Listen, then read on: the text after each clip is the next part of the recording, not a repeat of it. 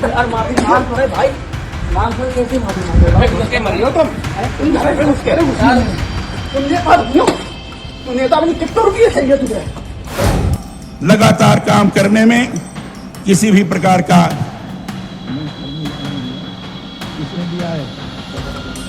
मैं अभी समाप्त करने जा रहा हूं। भैया मुझसे अगर बुला रहे हो तो मेरे जो कल्याण सिंह के संबंध है, मैं अपने को रोक नहीं पाऊंगा, इसलिए मुझे रोकने की बात मत सोचिए। मैं संक्षेप में बोलूंगा। दोस्तों, पिछले कुछ दिनों से आप देख ही रहे हैं, भारतीय जनता पार्टी के नेताओं की बड़ी बुरी गड़त हो रही है। एक ऐसी ही गड़त आज आपको दिखाऊंगा। इस बार सिर्फ लताड़े नहीं गए, इस बार सिर्फ उन्हें धमकी नहीं मिली, बल्कि उनकी जूतों चप्पल से जबरदस्त स्वागत हुआ। जी हां, बीजेपी का एक बड़ा नेता वहीं उसी जगह जिस घर में घुसकर वो अपनी गुंडई का प्रदर्शन कर रहा था, वहीं उसे धर लिया गया। और धरने के बाद जो उसका जूतों चप्पल से धुनाई हुई है, वो आज आपको दिखाऊंगा। कलेजा बैठ जाएगा बीजेपी के उन नेताओं का जो बीजेपी का कमल छापी झंडा लगाकर इस तरीके से अपने आप को सर्वे सर्वा समझते हैं। यही नहीं, आज आपको दिखाऊंगा भारतीय जनता पार्टी के एक दिग्गज नेता वो क्यों उखड़ गए, क्या उन्हें अपमानित करने का काम किया जा रहा था, क्योंकि जिस मंच पर वो उखड़े वहीं पर योगी आदित्यनाथ बैठे हुए थे। उन्होंने ऐसा क्या कह दिया जिसने बता दिया कि बीजेपी में सब कुछ ठीक ठाक नहीं है, कैसे बुजुर्ग नेताओं का अपमान किया जाता है, ब्राह्मण नेताओं का अपमान किया जाता है। ये तमाम चीजें आज आपको दिखाऊंगा। तो इसके अलावा कई और महत्वपूर्ण खबरें भी हैं, वो आप तक पहुंचाने जा रहा हूं, क्योंकि गौतम बुद्ध नगर की जो डीएम है मेधा रूपम, उन्होंने अपना ट्विटर हैंडल डीएक्टिवेट कर दिया। वजह डैडी है क्या? नमस्कार, मैं हूं प्रज्वल गौतम और आप देख रहे हैं the live TV. The live TV, सच सबसे आगे।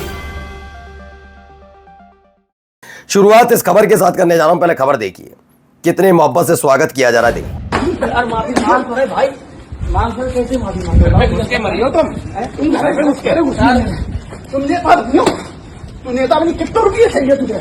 यार भाई माफी मांग तो रहे यार। बता कितने रुपये तुमने कमाए जाओ? किसको चाहिए? तो अब आप ये सोच रहे होंगे कि पिटने वाला पीड़ित तो पीटने वाला आरोपी। तो इसमें जरा आपने सुना होगा कि क्या कह रहा है वो रहे तू नेता बना फिरता है, बता कितना रुपया चाहिए तुझे। यानी कुल मिलाकर अगर इस कॉन्सेप्ट को, इस स्क्रिप्ट को अगर सुन लिया जाए तो ये पता लग रहा है कि पिटने वाला जो है वो लगातार कुछ ना कुछ पैसों की डिमांड कर रहा था, बड़का नेता बन के। अब नेताजी कौन है, किस पार्टी से ताल्लुक रखते हैं, तो जरा समझ लीजिए।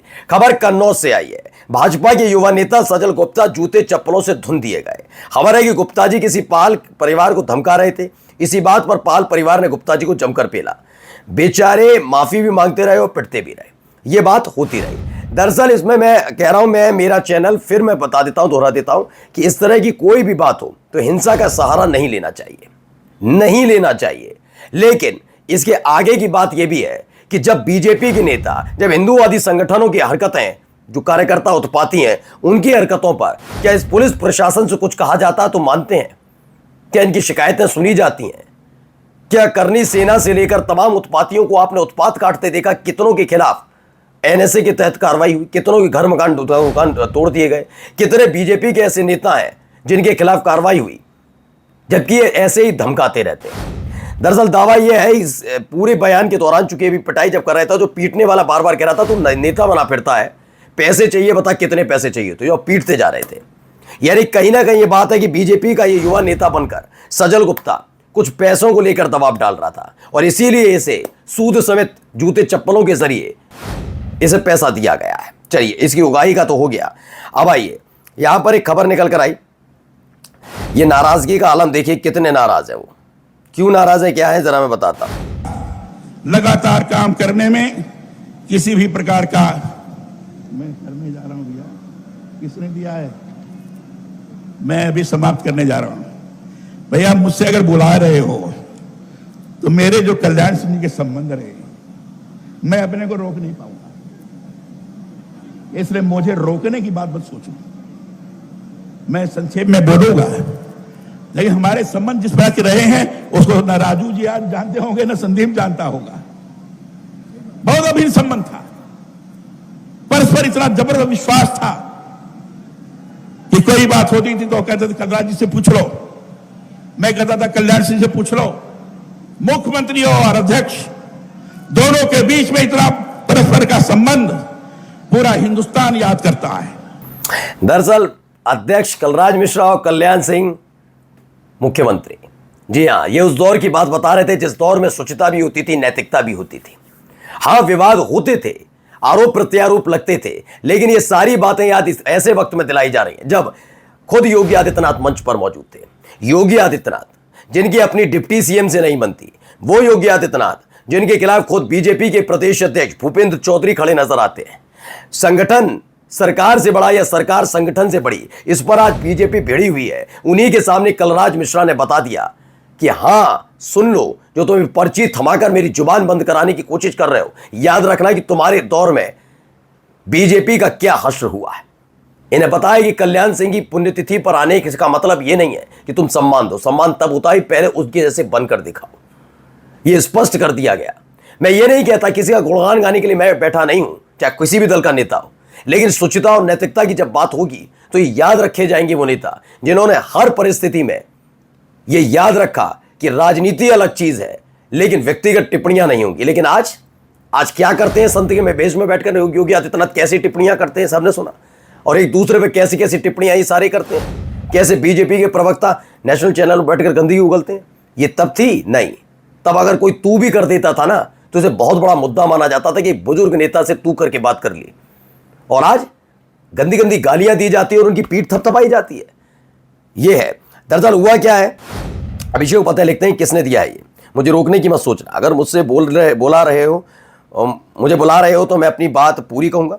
जब पूर्व मुख्यमंत्री कल्याण सिंह की पुण्यतिथि पर आयोजित कार्यक्रम में उनके बेहद अजीज रहे कलराज मिश्रा को भाषण देने के दौरान पीछे से एक पर्ची दी गई। पर्ची पढ़कर कलराज मिश्रा ने मंच पर ही दो टूक सुना दी। मंच पर योगी समेत कई बड़े नेता मौजूद थे। कल्याण सिंह का दौर आपस के सम्मान और भरोसे का दौर था। तब नेताओं में स्वयं को ईश्वर या फिर अहम ब्रह्मास्मि घोषित करने का चलन नहीं था। अब दुनिया बदल चुकी है, यही कह रहे हैं। चलिए, अब सीएम योगी की मौजूदगी में कल्याण सिंह के कार्यक्रम, मतलब कल्याण सिंह जी की पुण्यतिथि के मौके पर बुलाया गया था और इसी पर भड़के ये खबर है। चलिए, यूपी तकनीका लीगल के हिंदू गौरव दिवस कार्यक्रम में कलराज मिश्र का गुस्सा वायरल। मंच पर मिली एक सफेद पर्ची ने बिगाड़ा मूड। बोले, अगर बुलाया है तो रोक क्यों रहे हो। आइए अगले मैं दिखाता हूं क्या हुआ। अब आइए गौतम बुद्ध नगर की डीएम को लेकर खबर पर सुन लीजिए। गौतम बुद्ध नगर की जिलाधिकारी मेधा रूपम ने अपना एक्स अकाउंट अस्थायी रूप से इनएक्टिव कर दिया है। आप पूछेंगे वजह, तो वजह है पिछले कुछ दिनों से उन पर सोशल मीडिया पर लगातार हो रहे हमले और ट्रोलिंग। मामला सीधे जुड़ा है उनके पिता ज्ञानेश कुमार से, जो देश के दरअसल जिस तरह से ज्ञानेश गुप्ता जो इस समय मुख्य चुनाव आयुक्त है, उनका बयान तो सबने सुन लिया। राजेश खन्ना स्टाइल धमकी देना, फिजूल की बात करना, टिशंट बंद करना वो। लेकिन लोगों ने फिर तलाशना शुरू किया और इस पर परेशान नहीं होना चाहिए किसी को भी, क्योंकि जब ये तमाम चीजें विपक्ष के नेताओं के साथ, महिला नेत्रियों के साथ हो रही थी तो बड़े इठलाया करते थे। तो ये सारी चीज, वैसे मेरा भी मानना है किसी पर पर्सनल टिप्पणी, घिनौनी टिप्पणी नहीं करनी चाहिए।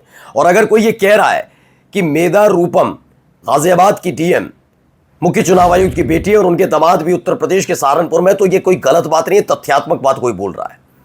कोई आप पर अगर गंदी और अभद्र टिप्पणी करता है तो आपका अपना चैनल द लाइव टीवी सबसे पहले, और स्पेशली महिलाओं के लिए कह रहा हूं, महिलाओं के लिए जो गंदा बोलेगा या करेगा, हम सबसे पहले खड़े रहेंगे, चाहे किसी भी पार्टी का हो, किसी भी धर्म का हो। गंदी बात नहीं समझ, ना सुन पाएंगे ना सहन करेंगे, ये याद रखिए। लेकिन मेधा रूपन ने क्यों किया? गौतम बुद्ध नगर की डीएम मेधा रूपन ने ट्रोलिंग और निजी हमलों से परेशान होकर अपना अकाउंट अस्थायी रूप से इनएक्टिव कर दिया है।